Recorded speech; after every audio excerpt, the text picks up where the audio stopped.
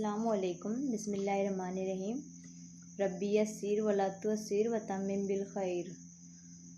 حضرت لقمان کی اپنے بیٹے کو نصیحت نہ صرف اپنے بیٹے کے لیے تھی بلکہ دنیا کے تمام انسانوں کے لیے تھی۔ اللہ کے ساتھ کسی کو شریک مت کرنا اور نماز قائم کرنا۔ اپنے ماں باپ کے ساتھ نیک سلوک کرنا۔ جب بھی مصیبت آئے تو اس پر صبر کرنا اور موت کو ہمیشہ یاد رکھنا۔ کسی کی محفل میں بیٹھو تو اپنی زبان کو قابو میں رکھنا اور لوگوں سے منہ پھیر کر بات نہ کرنا۔ کسی کے گھر جاؤ تو اپنی آنکھوں کو قابو میں رکھنا۔